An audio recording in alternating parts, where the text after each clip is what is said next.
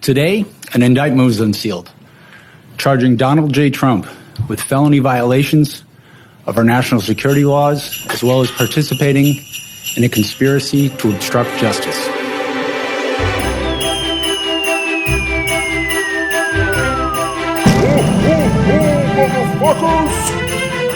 In my administration, I'm going to enforce all laws concerning the protection of classified information. No one will be above the law. And so what I would say is that it looks like these prosecutors and their partners at the FBI thoroughly investigated this. And the fact is that these facts are devastating.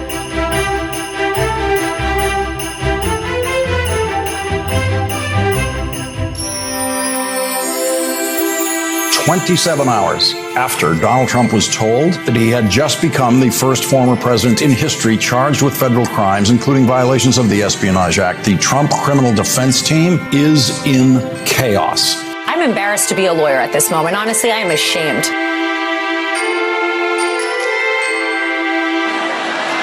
It's the electric chair for Trump.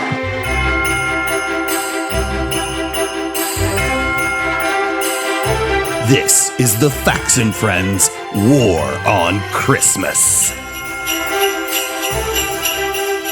And by the way, for all you kids watching at home, Santa just is white. Man, Megyn Kelly still had to get that in about Santa. Merry War on Christmas, Judson. Time just flies. I can't believe it's already time for the War on Christmas. Tino, I'm not sure how to break this to you, but it's June. But all the gifts. The investigation into Matt Gaetz' child sex trafficking was reopened. CNN CEO Chris Licht got fired. Chick-fil-A traded the hate chicken for love is love chicken. Lauren Boebert lost her security clearance. The Supreme Court miraculously opted not to further gut voting rights. Pat Robertson has finally become his best self, along with his new roommate, Ted Kaczynski. And to top it off, it sure as shit looks like Donald Trump is going to prison. Are you sure it's not December? It's not December, but there is a decent amount of evidence that Jesus was born in June, or at least closer to June, so... Welcome to this, yea, she shall signal the coming justice by turning the skies orange episode of the Facts and Friends podcast. That's a reference to the wildfires, Judson. Yeah. Remember those wildfires we had? I feel like they're still happening. They're just not happening here. What happens in Canada stays in Canada. Well, no, it doesn't. Does it actually. though? Yeah. My name is Tino, and joining me this week is my friend and co-host. Most of you know him as the director of swimming pool maintenance and leak prevention at Mar-a-Lago, but I know him as Judson. Hello, Judson. Hi, Tino. I mean, given my work ethic, it's no surprise that Mar-a-Lago pool leaks are a problem. Are you good at any of the jobs you take? No, it's why I have so many. How do you get hired? I don't know. You keep getting me these interviews. I interview really well. I guess, yeah. Well, what an unlucky coincidence that a pool at Mar-a-Lago just happened to leak into the server room, destroying all that exculpatory video footage data. Yeah, I mean, no one's more upset about this than we are here at Mar-a-Lago, Tino. We're all trying to find the guy who did this. Oh, wait, it was me. I forgot. All right. What a week, my friend. Though I have to admit, after I correctly predicted in song that Chick-fil-A would be the next company to go quote-unquote woke. Nike and Hershey's. Now Budweiser is going gay. Next it will be Chick-fil-A, and it threatens your penis. I went to Chick-fil-A yesterday. Because they're woke now, right? Yeah. The chicken isn't as good now. I think hate might have been a critical ingredient. Maybe you just haven't been there in a while. You forgot what it tasted like. I worked there in high school for 4 years. Wow. It could also just be that my feeling of shame afterwards was key to the appreciation. Just the proper amount of self-loathing is just the perfect garnish. Well, the universe just kept giving gifts this week, so we're going to do our best to open as many as we can, but we're starting with the big one. The shittiest president in U.S. history also became the first to be federally indicted. Yay! That's a good yay. Yeah, it's a much more excited yay. Yeah. We are going to take you through the whole thing, from the indictment being leaked on Thursday to the on-again, off-again Second Civil War. Honestly, you're going to want to hear our coverage. I promise you, no one is telling this story quite like we're about to. Oh, no. I'm worried what that means. Finally, if there's time left over, we'll peek into some of the other gifts we received this week. And just a heads up, Judson, you might need your grave dancing shoes later on. I got to find my shoe shine, and I got to get the gloves, too, because I know you like doing the jazz hands when you're dancing on the graves. That's right. So, before any word of the indictment dropped, on Wednesday, there were reports that Mark Meadows had reached a plea deal with prosecutors to plead guilty to several lesser federal crimes in exchange for his testimony on Trump obstruction and violations of the Espionage Act. Not a great sign for Trump, turns out. And at this point, I already had one hand on the cork of the champagne bottle and the other about to push play on the celebration playlist I made. That's not where your other hand was. But cranky old Judson reminded me that we might want to see if Trump actually gets indicted. Guilty. Guilty is charged. Just like Trump, guilty is charged. Not yet. All right, fast forward to Thursday evening. Not too fast, though. I still need to lose the semi I got when I heard Meadows was flipping on Trump. I told you, I knew where your hand was. Busted. So it's just before 8 p.m. on Thursday evening on the East Coast when the news drops. Judson, I think you broke it on our Discord channel. Did I? I think so. Possibly. Weird was there were 7 counts in the indictment. It turned out to be 37, but who's counting?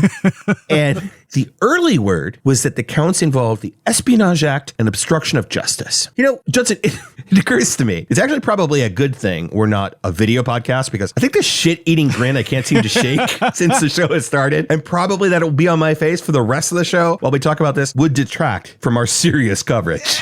I think it just gives it the proper context. Well, immediately after this story drops, the right-wing misinformation machine is up in arms, claiming over and over that Biden himself indicted Trump to distract from some new baseless accusation against him and Hunter. Read Andy Biggs' tweet. This is, again, from Thursday night. At this point, we have not seen the indictment. You want me to read this? Yeah. Andy Biggs said, President Trump is indicted on the day we unveiled significant findings related to Joe Biden's corruption. Makes you wonder. Well, as usual, the far-right democracy destroyer that is the right-wing misinformation machine were lockstep with this nonsense. Of course. I think the timing is such that here James Comer and all the House Republicans and Democrats can go see what's going on with the allegation from a credible source about Joe Biden. They just happen hours later to drop this indictment on President Trump. You think that's a coincidence? So the reporting would be then, if this were true, that the Burisma scheme is confirmed,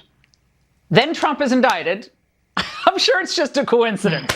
This all just happened. Sheer coincidence. Finally, we get the information on alleged bribes of the Biden family through shell corporations, et cetera. It happened to be on the exact same day that House Oversight Committee got to look at that 1023 form that basically alleges, or that it's being told that that's proof that there was an exchange of $5 million from this oil company in Ukraine in exchange for policy when Joe Biden was vice president. Is that a coincidence that this happened on the same day? That was Jason Chaffetz, Laura Ingraham, and Ainsley Earhart, who incidentally was the first woman to cross an ocean of complete bullshit on Fox News. I don't think that's true. Was she the first to do it without being sexually harassed, though? TBD. The only thing is, Judson, Trump leaked the indictment on Bullshit Social. Of course he did. The corrupt Biden administration has informed my attorneys that I have been indicted, seemingly over the boxes hoax. Even though Joe Biden has 1,850 boxes at the University of Delaware, additional boxes in Chinatown, D.C., with even more boxes at the University of Pennsylvania, and documents strewn all over his garage floor where he parks his Corvette, and which is secured by only a garage door that is paper thin and open much of the time. So I spent way too much time on AI Trump. I can tell you spent a lot of time on that. That's as good as I could get it. It's not even that good. It's all right. Yeah, you don't hear the pettiness. He sounds smarter. He sounds way smarter. Yeah. Which just doesn't work. Right. So that was from the post he posted on Bullshit Social. Yeah. So per the right-wing media, I guess Trump was trying to distract from the latest repetition of an unproven corruption allegation against Biden. I'm guessing they didn't phrase it that way. I mean, he's stupid, but he's not that stupid. So we just had little drips of information about the coming indictment. Right-wing hack and former Attorney General for, wait, is this right? Donald J. Trump? Yeah, that's right. The guy who tried to torpedo the Mueller report? That guy? Same guy? Well, Bill Barr, or quote-unquote, that gutless pig, as Trump calls him, had this to say about the coming indictment. Based on the facts, as the facts come out, I think over time people will see that this is not a case of the Department of Justice, conducting a witch hunt. Motherfucker, are you out of your damn mind? Thank you, Wesley. Yes, Bill Barr is out of his fucking mind if he thinks most Republicans will ever come to see this indictment that way. Yes, you're absolutely right. Continue, Mr. Barr. This is not a case of the Department of Justice, conducting a witch hunt. In fact, they approached this very delicately and with deference to the president, and this would have gone nowhere had the president just returned the documents. But he jerked them around for a year and a half, and the question is, did he deceive them? And if there's evidence of that, I think people will start to see that this says more about Trump than it does the Department of Justice, and that is that he's so egotistical that he has this penchant for conducting, risky, reckless acts to show that he can sort of get away with it. It's part of asserting his ego, and he's done this repeatedly at the expense of all the people who depend on him to conduct the public's business in an honorable way. And, we saw that with both impeachments, and there's no excuse for what he did. Well, Republicans are gonna Republican, Judson. That is true. That has always been and always will be. Well, I think the definition of a Republican has changed, though. Oh, for sure. And not for the better. So, having not read a single word of the indictment, these Republicans fell in line with the accusations of witch hunt, we're a banana republic, this is election interference. Let's play this not so super clip. This is the banana republic. I just cannot believe that this is what's actually happening. He's trying to take out his political opponents using the executive branch. That's what this is. It's a really sad day, Harrison, and I think it's the stuff of banana republics. I hate a country that is akin to a third world country. This is a banana republic. When you indict one guy running for president and the guy who's doing it is some old geezer. And I think we live in a third world Marxist hellhole banana republic, and I think that Joe Biden and Merrick Garland just ensured that was the case today. This is something that shouldn't have been done. This starts looking more like the banana republic. I haven't read the indictment. I don't know anything about it, but it sounds bad to me. I don't get it. I thought they made America great again. How could we be a banana republic already? I saw someone point this out on social media, and it's a very telling point when looking at today's right-wing / Republicans versus the left / Democrats. This person said, and I'm sorry, I don't have an attribution because it was in passing, and it's just stuck in my head. But they said, and I'm paraphrasing, that the misconception of the right is that we, the left / Democrats, would somehow be up in arms if Biden or any other Democratic leader were found to have committed serious crimes and were prosecuted for it. We wouldn't. We don't care. We welcome it if it were true. We care that justice is upheld. We actually care about the law, and we care about the country, and we care about our democracy. Yeah, if Biden were taking bribes and they have evidence against him, they should present that in a court of law. Get him impeached. Get him arrested, convicted. I would absolutely support it. Yeah. But we're back to sort of separate realities, right? Of course. I came up with this metaphor. It's like a jury trial, right? And the American public are the jury. But a good 30% of them have only heard the defense's side of the case, and they think they have all the facts. What the defense team, in this metaphor, right-wing leaders and right-wing media, is trying to do is convince the jury that their take on whatever's at stake is the correct take. Now, that's so much easier to do if the jury leaves the room when the prosecution tries to lay out its case, right? Yeah, or covers their ears.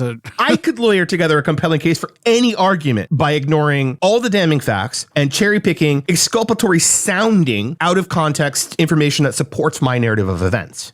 Absolutely. So could you. And that's what they're doing. I think so. So what was in the indictment? Today, an indictment was unsealed, charging Donald J. Trump with felony violations of our national security laws, as well as participating in a conspiracy to obstruct justice. This indictment was voted by a grand jury of citizens in the Southern District of Florida, and I invite everyone to read it in full to understand the scope and the gravity of the crimes charged. So Friday, DOJ unsealed the indictment. And we want to first give you a little insight into just how damning it was. This is Trump attorney Jim Trusty on CNN. The trustiest lawyer, Jim Trusty. Yeah. It's like from a Simpsons episode or something. Yeah, he would be selling you a monorail. That's I call the big one Bitey. This is Jim Trusty on CNN Thursday night before he had seen the indictment. I mean, look, anytime you advise a client that they've been indicted, when they know it's just fundamentally wrong, I know all attorneys go on the air and say, my client's innocent, and then after the trial, we're going to win the appeal. Well, here he is innocent. I mean, everything about this case is absolutely rotten. Facts and friends. Do-over. Sorry. That was former Trump attorney Jim Trusty. He quit. After he saw the actual indictment, he quit. He spoke to Fox and Friends. What a stupid name for his show. It's terrible. I don't know who would name their show something like that. He went on Fox and Friends Friday morning. So he was still Trump's lawyer. He went on Friday morning before the indictment was unsealed. Once the indictment was unsealed, he quit. John Rowley quit. I don't know if it's Rowley or Rowley. He quit. That's how bad this is. But Judson, not all Trump attorneys quit. Some get indicted with him. He still has Alina Habba. Well, unless she can't take that embarrassment much longer. Yeah. Every single time there is a coordinated dance that is becoming obvious to the American people because they are smart. And what they do is they say, oh, look at this shiny ball, Jesse. Look at this shiny ball. Let's go after Trump. Whatever you hear about the Bidens, don't worry about it. Trump, Trump, Trump. It's called Trump derangement syndrome. And now it's becoming so sick. They are politicized. I'm embarrassed to be a lawyer at this moment. Honestly, I am ashamed. Now you're ashamed? I think the lawyers are in agreement with you about that. They are also embarrassed that you're a lawyer. Ashamed. So she's talking to Jesse Waters, and the funny thing there is that when she said, look at the shiny ball, Jesse, he got really excited and was like frantically looking all over the studio for the shiny ball. And then disappointed, just despondent that there was no shiny ball. Yeah, he was super disappointed. He texted Kilmeade, there's a shiny ball in the studio, come see it. Can Kilmeade's like, no, I fall for that every time. Yeah. Well, we are dedicating an entire segment to discussing the many reactions from the right and left a little later on. Right now, we're going to spend some more time on the contents of the indictment itself. First, Judson, I thought we could play a little game of The Masked Right-Winger. So this is like an audio version of The Masked Singer. I don't know if you've ever seen it, but these celebrities get up in these elaborate costumes. They change their voices until they sing, then it's their voices. So what we're going to do, I'm going to play a quote for you with the voice distorted, and you just guess who said it. Okay. Then after you guess, I'll reveal the person in their real voice. Okay. We also need the best protection of classified information. That's it? Yep. I have no idea. MTG? We also need the best protection of classified information. Okay, how about this? Are they all going to be Trump? How about this one? Okay, go ahead. One of the first things we must do is to enforce all classification rules and to enforce all laws relating to the handling of classified information. That doesn't sound like Trump. Lindsey Graham. One of the first things we must do is to enforce all classification rules and to enforce all laws relating to the handling of classified information. Both of those were from 2016. Oh, okay. So not recently. Right. All right. Service members here in North Carolina have risked their lives to acquire classified intelligence to protect our country. Is it Trump? Service members here in North Carolina have risked their lives to acquire classified intelligence to protect our country. These are all from the indictment. And they're all Trump. The point that they're trying to make is that Trump was super clear on the importance of protecting classified information. Turns out he was not unaware of the consequences of the actions he eventually took. Okay. I promise the next time we play The Masked Right-Winger, I'll have different people. Yeah, sure, you promised that. All right. So the indictment. What was in this thing? Many legal experts and pundits pointed out how accessible it was. Some of them said it almost reads like a movie script. Good work. I mean, a lot of writers on strike right now. They could have maybe pulled them in. Little side gig. Here is one of the quotes from it. You want to read this? So this is Trump and Trump Attorney 1 discussed what to do with this folder containing documents with classification markings. Okay. And whether Trump Attorney 1 should bring this to his hotel room and put them in a safe there. And during that conversation, Trump made a plucking motion motion. He said he made a funny motion as though... This is the attorney talking? This is the attorney talking. He said he made a funny motion as though, well, okay, why don't you take them with you to your hotel room, and if there's anything really bad in there, like, pluck it out. And that was the motion that he made. He didn't say that. I loved your insight on this particular quote. Is he like a mob boss? Yeah, like he thinks he's a mob boss. The guy in the thing with the place, and he's just gonna not say it, and that's how he avoids culpability, if he ever gets caught in a situation exactly like he's in. He thinks that will save him. Because that's what he sees in movies. And exactly, yeah. Hollywood has framed his understanding of the world. That is straight out of Central Casting, Tino. So then there were the bathroom photo memes. Just boxes everywhere. They had a photo of boxes in the ballroom, and they have a photo of boxes in this bathroom that's for some reason had a chandelier hanging from the ceiling. Chandelier from the ceiling and a Walmart shower curtain hung up in the back. One thing to note about this bathroom photo is that you can tell if you look closely that in the bathtub is another set of boxes stacked over the shower curtain rod. Yeah, the Walmart shower curtain. Generic. Then there's that tricky bit where there's this whole conversation wherein Trump explains that he knows he can't declassify the documents. Yeah, that seems like a very important piece of information. He can't feign ignorance. I mean, he said, wasn't there one point where he said, I declassified them like with my brain by just thinking about it? Right. But in this conversation, he at one point says, if I were still president, I could just declassify it. But I can't. Right. And then he still shows the classified info to the person he's talking to. And says like, oh, isn't it better if there are no documents? I bet he winked. A nudge, a wink. Yeah. Well, the last page was my favorite, Judson. That had the possible prison time Trump could do if convicted on the counts. So if you had to guess, how much hard time do you think he faces for these charges? Before you guess, though, let me give you a hint.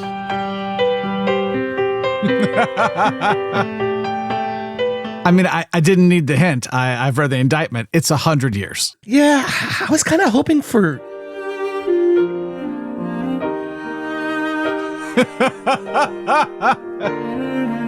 Is that all? I started at... We will be right back to go over the reactions to the indictment from both the left and the right.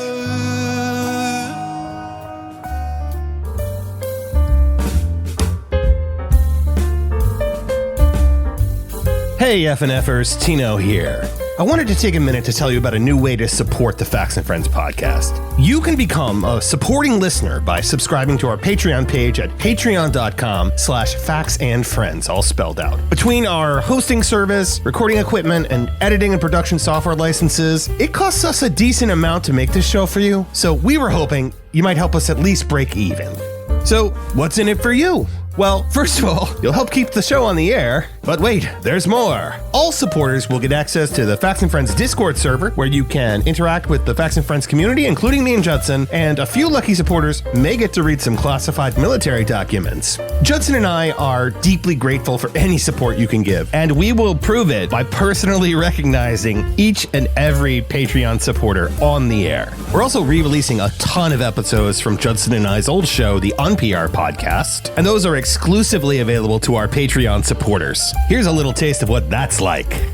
Joining me as always are a couple of assholes, but even worse, Jamie, our senior vagina dentata hygienist, is back as well. What? I thought that was your brother, Mike. When did I get that title? I don't know. Just now. They're new every week. Just now. I'll take it. I'm so relieved that I'm not the senior vagina dentata. What did you call her? Cleansing specialist? Hygienist. Yeah. Hygienist. Okay. I'll wear it as a badge of honor. Well, you don't want those teeth to fall out, or do you? I think you might. I think you might, actually. It depends on the situation, to be honest. So I don't know a lot about women's puberty. Good. At what point do you lose your baby teeth in the vagina dentata? Is that around Sometimes you got to get braces down there. It's a whole thing. Arch expanders. Yeah, you want them to be straight. It's a whole deal.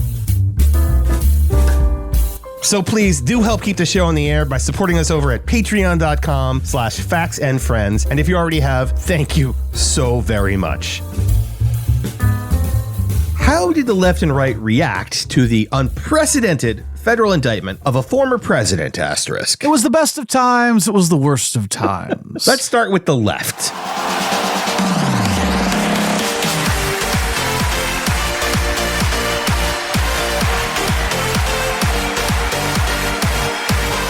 I'm just dancing along, man. That's some good stuff right there. That's how we all felt. There were also quite a few Democrats, though, that were solemn and serious, urging everyone to let the legal process play out. But you totally know behind the scenes, they were like... Sorry, I'm dancing again. You got to save that energy for the end of the show. We're going to need you to dance on somebody's grave. Oh, right. Sorry. Pulling it back. But one reaction on the left, Judson, one of them really stood out to me, and not for a good reason. Listen to Rachel Maddow. You have to wonder if the Justice Department is considering whether there is some political solution to this criminal problem, whether part of the issue here is not just that Trump has committed crimes, but that Trump has committed crimes and plans on being back in the White House. Do they consider, as part of a potential plea offer, something that would proscribe him from running for office again? Why, Rachel? Why would you say that? Yeah. It plays right into the right's accusation that this is a political move by Biden and the Democrats. And a lot of them have already seized on it, using that clip as proof. No, because Rachel Maddow is clearly the voice of the Democratic political party. I was so pissed. Like, saying something like that is just irresponsible. Yeah, and it's pure conjecture. Like, there's no reason to say that. Speculative at best. I mean, he committed some crimes here. They're going after him for the criming. He can run or not run. I don't think they give a shit. And the only reason it's happening so far away from the actual commission of the crimes is because he was the president, asterisk. Right. And because they were trying to make sure that they had an airtight case because they wanted to avoid even the appearance of a political motive. So they had to get every bit of evidence, flip every witness they possibly could. And so the idea that they're going to take a political out here just doesn't track with what we've seen so far. I agree. All right, so let's move on to the reaction from the right. And what I thought we might do is to discuss our approach to the discussion of the right's reaction to the Trump indictment. Sorry, the latest Trump indictment, because this isn't the first one. Nor likely to be the last. Anyway, we're going to approach the right's reactions like an episode of Hot Ones. Do you know that show, Judson? I'm familiar with it, yeah. Yeah, so it's a long-running YouTube show where celebrities are interviewed while eating chicken wings tossed in progressively hotter hot sauces. Right. On the show, they start with the mildest sauce, and then they work their way up to the holy shit, what have I done to myself level of heat. Why? I'm regretting all my life choices at this point. Exactly. It's sort of like every game we play on this show, actually. For you. For me, yes, exactly. That's my point, Tino. I know it's coming up in the close. Like, you have no idea. You are about to get hit by a fucking truck. So for our purposes in this game, the relative heat of hot wings will correspond with the insanity or danger level of the reactions from the right. Does that make sense? Sure. I guess we'll see. Okay. All right. But we're going to start with not only no sauce, but no chicken. Asa Hutchinson, Judson. Oh, okay. Yeah. He called for Trump to quit the race, to which the rest of us responded, Asa who? All right, so let's move on to mild. You might even call it boring. I'm talking, of course, about Mitt Romney. Justin, these are going to be the only wings that you're going to have today that are not coated in crazy, all right? Okay. Mitt Romney said, like all Americans, Mr. Trump is entitled to the presumption of innocence. Sure. He goes on to say, by all appearances, the Justice Department and special counsel have exercised due care, affording Trump the time and opportunity to avoid charges that would not generally have been afforded to others. No shit. He goes on to say, Mr. Trump brought these charges upon himself by not only taking classified documents, but by refusing to simply return them when given numerous opportunities to do so. Yeah, I mean, it's accurate. He goes on to say the allegations are serious and if proven would be consistent with his other actions offensive to the national interest, such as withholding defensive weapons from Ukraine for political reasons and failing to defend the Capitol from a violent attack and insurrection. And it's weird how your party didn't convict him for those things. All right, Judson, that was the mild. We're going to slowly ramp up. Here's the next level. How you doing? You doing all right? I'm fine. Okay. Mild, I'm fine. This is an almost coherent reaction from the conservative actor-comedian Ben Stein. You remember Ben Stein, Judson? Yes, I know Ben Stein. Bueller? Bueller? We saw a whole bunch of boxes in a toilet, and we were told those were secret documents. We don't know that they're secret documents. We don't know what's inside those boxes. It could be toilet paper. It could be old issues of pornographic magazines. We don't know what's in it. Ben sounds terrible. He does. And you didn't see the video. No, I didn't. It's Kerry Lake blurry, but not on purpose. He wasn't going for that filter effect. Okay. I No. see. And Ben, there weren't just boxes in the bathroom, okay? And we do know a decent amount about what's in them. His argument is basically that we can never know anything unless we see it directly. And you can't live your life that way, man. No. I mean, I guess he doesn't have to worry about that for much longer. Oh my God. Just saying, he sounds like he's got one foot in the grave, man. It's not time to dance yet. You're just itching to dance on a grave. You don't care if it's Ben Stein's or Pat Robertson's.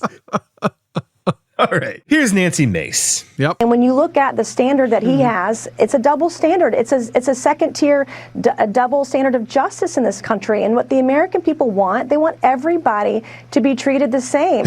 And, Donald Trump's no fan of mine. He primaried me last year. So I'm not a shill, but I see this and I see how unfair it's been. No, Nancy. No, she's 100% right, Tino. It is a double standard. Most on her side do not want everyone treated the same. Let's be clear about that. Oh, no, you're right there. But her point about there being a double standard for Trump is absolutely correct. And if he were anybody else, that fucker would be in jail already. That's absolutely fair. 100%. So along the same lines of Nancy Mace was the guy who put the M in DKM. Well, Mevin. Well, to be fair, he also had a hand in the DK part too. Our buddy Mevin.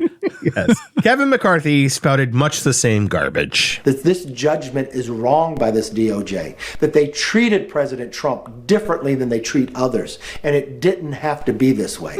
This is going to disrupt this nation because it goes to the core of equal justice for all, which is not being seen today, and we're not going to stand for it. I want to get a little serious here because I think even here on the milder side of crazy, this is pretty dangerous rhetoric, both from Mace and McCarthy. Sure. The fact is they're reacting in a way that attempts to help their side politically without bothering to take into account, or maybe worse, taking into account and not giving a shit about the consequences to our country. This indictment is not political. Read it. It's clearly based in fact, with ample evidence. So what Mace said there is more irresponsible than what Maddow said. Yeah, and I think I joked, about Mace's response and maybe McCarthy's too, about there being a double standard for Trump. There has been, and in all seriousness, it is doing what they claim. It's detrimental to our justice system and our country, our populace's faith in that justice system when we don't treat politicians and rich people the same as we treat someone picked up for, marijuana possession on the street. Well, it's the first thing out of the autocrat's handbook, right? Destroy people's confidence in faith institutions. in institutions. Yeah, absolutely. And that's what Trump did. Oh, he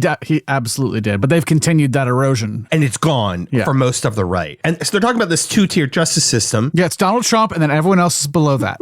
What really, really upset me is that Tim fucking Scott came out and bemoaned a two-tier justice system. But he wasn't talking about the actual two-tier justice system. Of course he wasn't. One for the rich and one for the rest of us. One for white people and one for black and brown people. Yeah. He was regurgitating this absurd fantasy that the system is rigged against Republicans somehow. Do you know why more white-collar Republicans get in trouble, Judson, than their Democratic counterparts? Because they commit more crimes? way more fucking crimes. Just a guess. I'm going to leave us saying that at the same time, too. That's why. I mean, you look at what they want to do. They want to get rid of regulations because if there are no regulations, they're not breaking the law. Right. Yeah. It's hard to break a law when they've removed all the laws. And then the other thing you kept hearing over and over and over is, oh my God, this is not the Espionage Act. This is the Presidential Records Act. Listen to this guy. And so the Presidential Records Act is simple. The president can take whatever he wants when he leaves office. That's it. And here's the kicker. Part of that act says it becomes his or her personal property. That means it transitions from being U.S. government property to the personal private property of the past president. That's not what it says.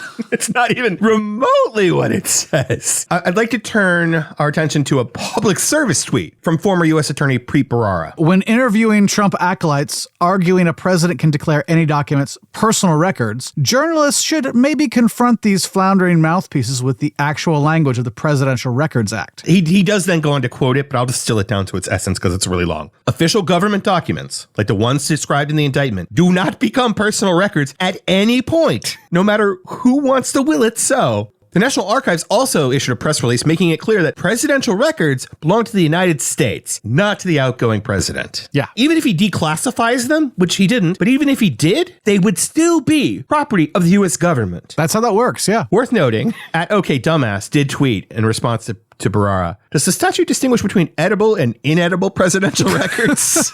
I think Trump might need that. He might. All right, Judson, let's move on to a higher level of crazy. Are you doing all right still? I'm doing fine. I'm doing fine. Okay. In Hot Wings parlance, this is still mostly edible, but right on that line, okay? I got you. Yep, gonna feel it in the morning. Coming out the other end. Yep. That yesterday, when we walk out of a skiff in the Capitol and bring out the most damning, credible evidence against Joe Biden, impeachable offenses, and I'll argue this, he should have been hauled out of the White House yesterday in handcuffs.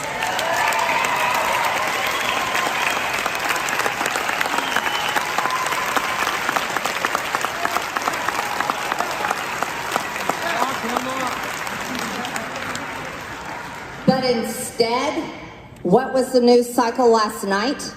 That they have indicted President Trump for mishandling classified documents? You should be outraged. This is good, because I'm with you. But let me tell you something. It's going to get worse. It is not going to get better. It's going to get worse because they are going to continue. They don't want you to ever win elections again. They do not want you to ever be able to pick who you want. Oh, so much there. So much. She took evidence from a skiff? What she did in the skiff was she took detailed notes when she went over the documents, which is illegal. And she doesn't seem to understand that. She pretty much confessed to a crime in a few interviews, including that sound right there. Second, if Biden committed a crime and you haven't been able to prove it yet, show us the evidence. Yeah, show it. Third, and this was the part that really pissed me off, Democrats don't want Republicans to vote? Which party is actively working to limit voting rights for black and brown people, especially ones that tend to vote Democrat? She skipped over a step, though. We want to end gerrymandering, which would mean they would never win an election again. Right. So, which party is far more guilty of racist and partisan gerrymandering? Oh, I know. Stealing power from the voters. But that's not the way they see it. Every accusation is an admission. Uh-huh. If I'm really honest here, Judson, I'm a little embarrassed for Marjorie. She's way up in this category of crazy. Normally she would be like down at the end, like near or at the worst. She should be closing this out. Yeah. Yeah, well, you know, everybody's got an off day, you know. I guess. Also, Texas congressman, former Trump doctor, and man who never quite got over the toddler phase of smearing his own shit on the wall, Ronnie Jackson. He upped the ante in the outrage game with this gem. Would you like to read this, Judson? Not really, but I will. Nuclear weapons documents? Are you kidding me? Does the DOJ have third graders creating their narrative? If they go down this path, everyone will know this information was planted. Such BS. Isn't this the guy that said Trump could live to be 200 if he had a better diet? Sure, and was 239 pounds and the healthiest person he'd ever seen, I think. Definitely the healthiest president ever to serve in office. That was the other guy. Never mind. All right, Judson, we're upping the crazy level again. These reactions, were they hot wings, would be definitely too hot to enjoy eating, but eventually you'll probably get over it. No permanent scarring, you're saying? Stephen Miller. Oh, God. Let me also say that I believe history will record today as the day that we ceased to be a democratic republic and we became a people ruled by an unelected government bureaucracy. I actually think he's probably right if you're looking at history books in Florida. The Florida books are known for their accuracy and lack of wokeness. Where you can find books in Florida, I guess I should specify. right. If you can find books in Florida. Well, Justin, because no person, no matter how deplorable, deserves to be in the same group as Stephen Miller, we're just going to move on to the next higher level of crazy. I think that's eminently fair. So now we're starting to get to a level where we might need a medic on standby.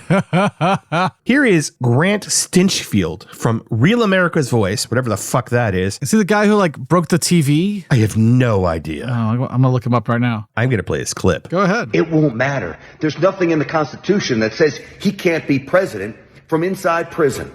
And then once he gets there, well, he can pardon himself. I'm just staring at a wall right now.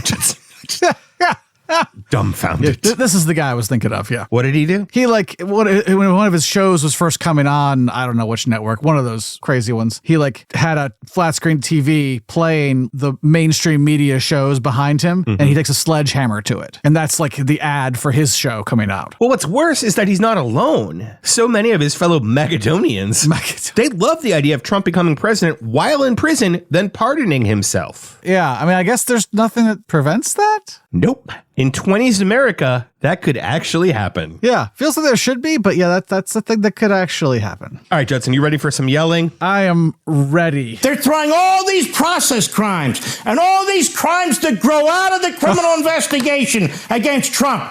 What did he do with the documents? Did he sell them to the enemy? No. That's why we have an Espionage Act, not to trick up a president. What did he do? Did he burn them all? No. The government has all the documents back. So there is no violation of the Presidential Records Act at this point. But they throw the book at him. They go after his attorneys. They make them testify. They're attorneys under the crime fraud exemption to attorney-client privilege. That means he didn't have due process. His own lawyers were being subjected to interrogations. And get off my lawn! Yeah, it's so upsetting when people commit crimes that are held accountable for those crimes. Why would you do such a thing? Someone give that guy a Xanax. Jesus. Now, oftentimes on Hot Ones, Judson, that hot sauce, crazy sauce for our purposes, it starts to get to the celebrities. Right. When that happens, they're actually allowed to have a little milk. So I'm going to give you a little milk right now. Okay. Now, normally, you wouldn't associate this person with milk. At least I hope not. It's Ann Coulter. She said, "That's nothing. I'm calling on every Republican to commit suicide in solidarity with Trump. Otherwise, we don't have a country, folks." This is in response to Charlie Kirk begging all the other Republican candidates for president to drop out of the race in solidarity with Trump. And she's like, "Yeah, no. They should just kill themselves. Just get it. Just do the right thing for the country." She's had worse ideas. She's had a lot of worse ideas, actually. She really has. And while we're laughing, Gunther Eagleman tweeted this: "Now that you've indicted Donald Trump, it's time to do Barack Obama. It's a crime to use a fake birth certificate." God, I wish that was a parody account. Maybe it is a parody account. Maybe it is, but who can tell? Gunther Eagleman? Who can tell these days? Oh, and Cernovich said, "This is the JFK assassination all over again." We wish, Mike, we wish. Oh, too soon. Too soon. All right. All right, Judson, milk break is over. We're stepping it up again. We are now to straight to the ER, but maybe you'll recover. Oh, good.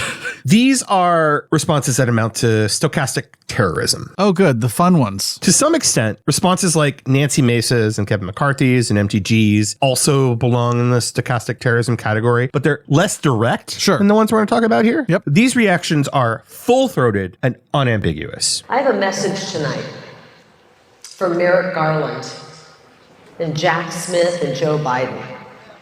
And the guys back there in the fake news media, you should listen up as well. This one's for you. If you want to get to President Trump, you're going to have to go through me, and you're going to have to go through 75 million Americans just like me. And I'm going to tell you, most of us are card-carrying members of the NRA.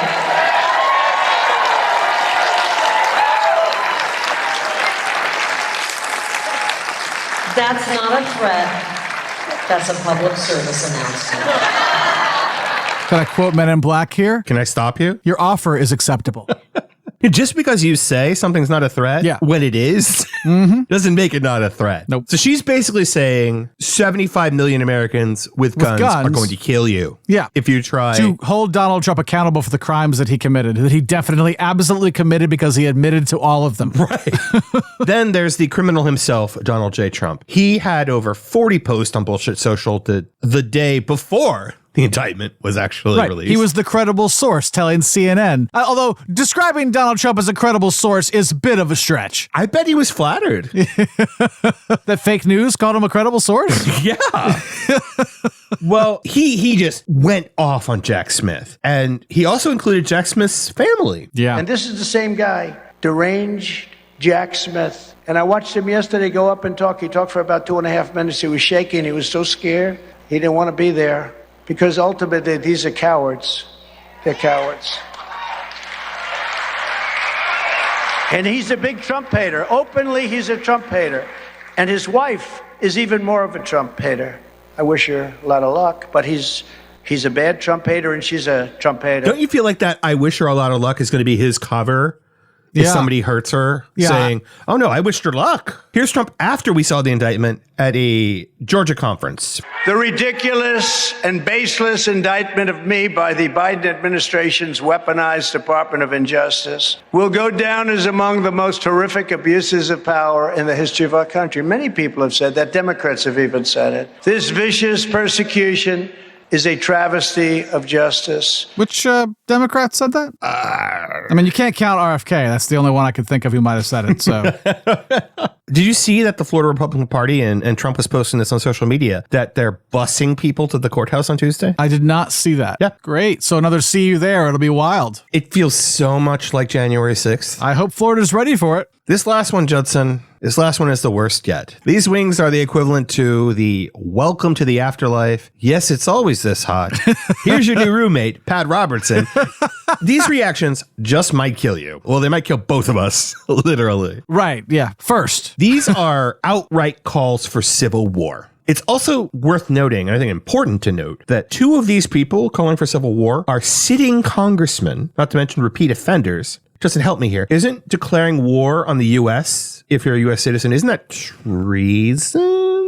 It doesn't sound far from that, that's for sure. I'm not a legal expert, so I hesitate to say it's definitely treason. Okay. But it doesn't sound like a good idea. Here is a tweet from Congressman Andy Biggs. Oh, I have to say what Andy Biggs said? How about this? I will read Clay Higgins' tweets. That sounds good. Not to me.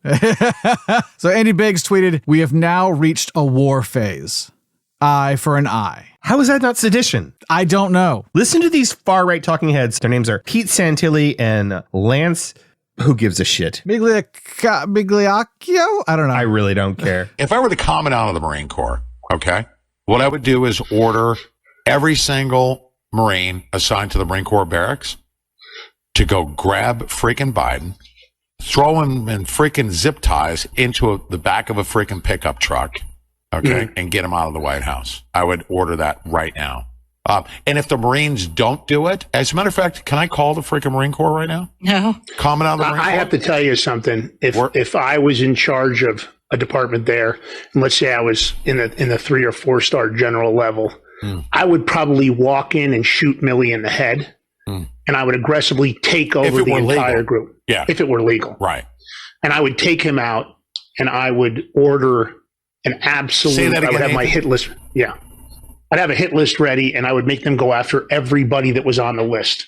The 50, the Dirty 51, Schiff, Pelosi, Schumer. Literally nobody would be left when I got done. I would snatch them all. I was right. They sound like fascists. How is it legal to go in the air and say that? I mean, basically they're threatening. I mean, they're couching it in hypotheticals a little if bit. If it were legal, he really tries to get him to say that. He's like, can you say it again? Like, start with if it were legal. Repeat the part that doesn't get us arrested. Yeah. All right, we're running long. So Clay Higgins basically tweeted out a call to arms in some like sophomoric code. Yep. Quote, President Trump said he has been summoned to appear at the federal courthouse. I'm skipping ahead. This is a perimeter probe from the oppressors. Hold, period. Our POTUS has this. Buckle up, period. 1/50K. Know your bridges. Rock steady calm. That is all. What the fuck does that mean? Apparently it's like militia speak, it sounds like. Yeah, it's militia speak. Yeah. 150K refers to military scale and maps. Yeah, our POTUS that are publicly available. The real president of the United States. Yeah. The bridges is a reference to infrastructure. I mean, he is literally calling people to get ready for civil war. To commit acts of aggression against their country. He backtracked. I assume he got a little visit from the FBI? Secret Service, you know. Yeah, he's like, let Trump handle this. We got this. We use the Constitution. Constitution as our only weapon. He claims that they manipulated the mainstream media to establish deep commo. I assume that's communications. Yeah. How are Clay Higgins and Andy Biggs, how are they not expelled from Congress? Because Kevin McCarthy is a gutless coward who needs their votes. Then there's the Vice article. We can't get into it. I'll just read a couple quotes. And the Vice article is Trump supporters are threatening civil war. That's what a bunch of them are doing. Yep. Quotes like, we need to start killing these traitorous fuck stains. We're coming across social media, far-right social media. They're also making specific threats. There was one... Going after Merrick Garland and his family? And his wife and his daughters. Yeah. A user replied, his children are fair game as far as I'm concerned. It's really scary fucking stuff. Yeah. We want to wrap this up, but this is going really long. So why don't we take a quick break? Then we'll be back with some closing thoughts on the indictment, where we go from here. And we'll also give a true Facts and Friends send-off to Pat Robertson. Great.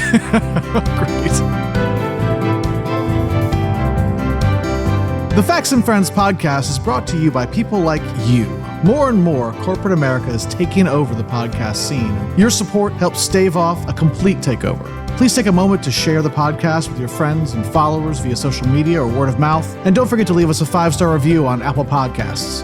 Thank you so much for helping out. It really does mean a lot. So I just wanted to close out our discussion of the Trump indictment. Sorry, I keep doing that. The latest Trump indictment. Not the first. Not the won't be last. the last. Yeah. Mm-hmm. I want to ask you, Justin, what do you think about the likelihood of a favorable jury pool in Florida? Oh, God.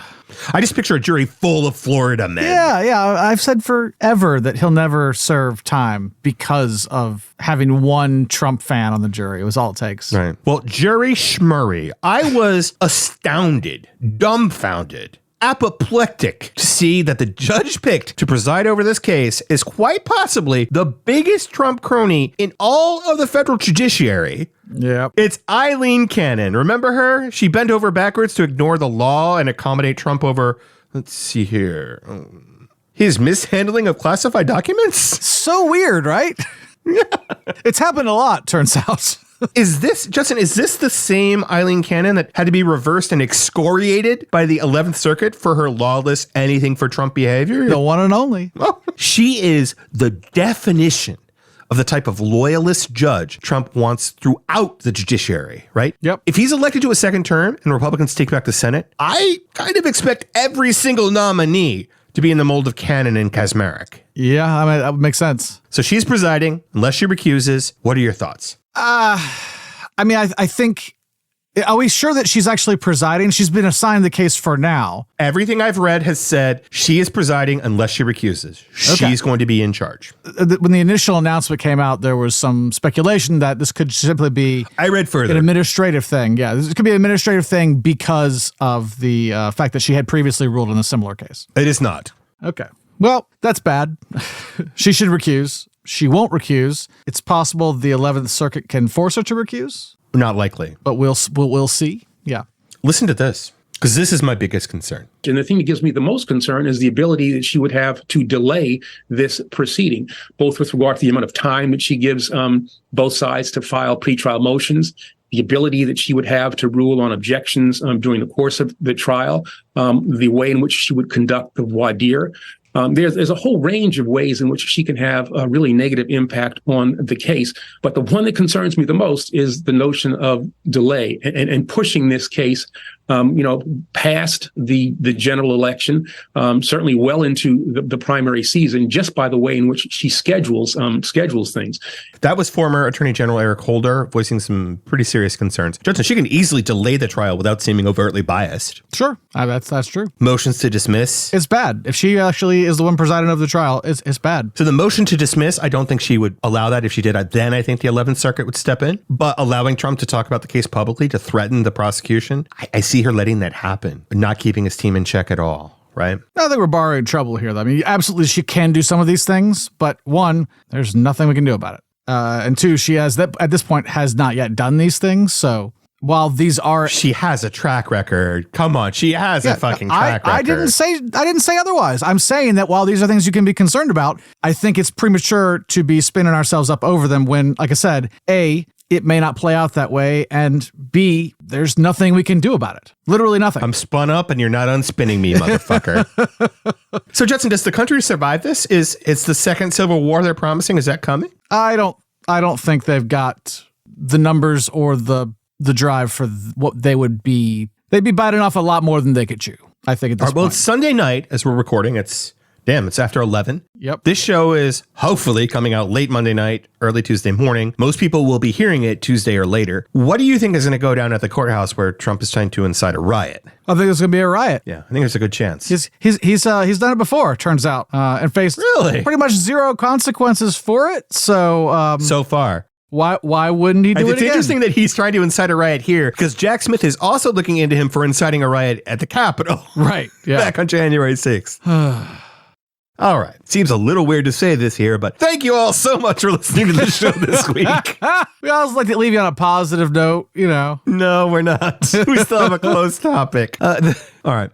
For once, I'm going to skip it. I'm just going to say, leave us a 5-star review on Apple Podcasts or wherever you get your podcast. Tell people about the podcast. We really need your help. Help us out on Patreon if you can. That's at patreon.com/factsandfriends. That's the short and sweet version. Yeah, I like it. And thank you if you already have. Okay. Finally, this week, we were wondering how best to say farewell to proud bigot, con man, and hate monger, the Reverend Pat Robertson, Judson. But the jar is full, which means there really is not a path forward on that front. What do we do when it gets full? I don't know what happens next. I don't know. We didn't make plans for this. We didn't. Did we buy another jar? I don't know. We used the money in the first jar to buy a second jar? I guess. Well, Judson, you're not going to believe this. Good. And an anonymous source emailed Facts and Friends Pat Robertson's autopsy report. And we thought we would share it with everyone. This is big. This is big. And no one else has this, Judson. In fact, I think this warrants a... Facts and Friends. Exclusive. Judson, do you remember a little while back when I told you about the golden veto both of us have that allows us to veto a bit that we object to? For whatever reason, usually because it's in really bad taste. Yeah, I remember that, sure. Can I use it now? Nope. You already used it on the Carrie Leak IBS bit I pitched.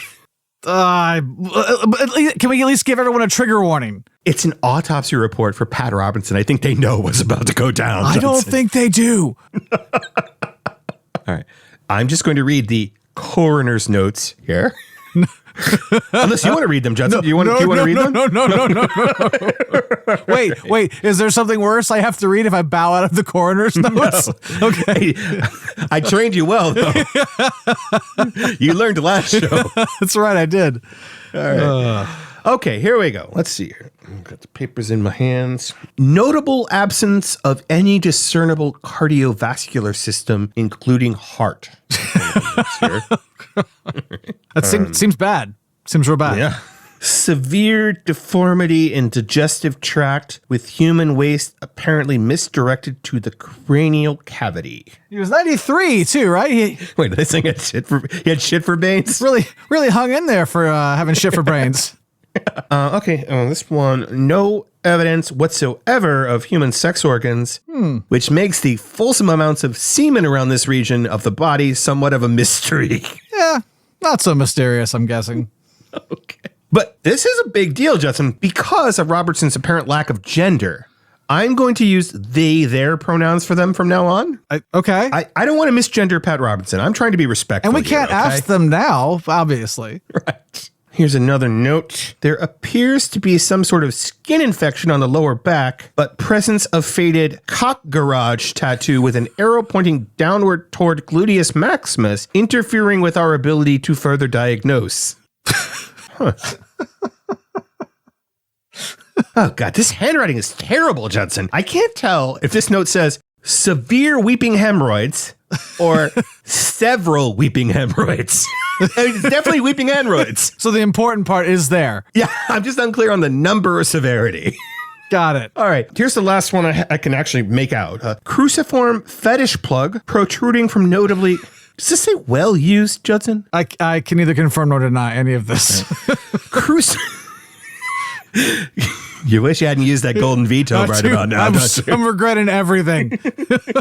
Cruciform fetish plug protruding from notably well-used anus, but unlikely to have contributed to decedent's demise. Removal of said object revealed presence of chronic moral deficiency, late-stage festering sanctimony, and enterocutaneous fistula the size of a fucking fourth grader. God. Okay, that is all the show we have for you this week. I'm sorry. Only the good die young, Tino. That's what we've been told. Again, thank you all for listening. We are going to try to record early for our next episode as Justin is going out of town, and no one wants to hear a show with just me talking. Take care, everybody. Be safe.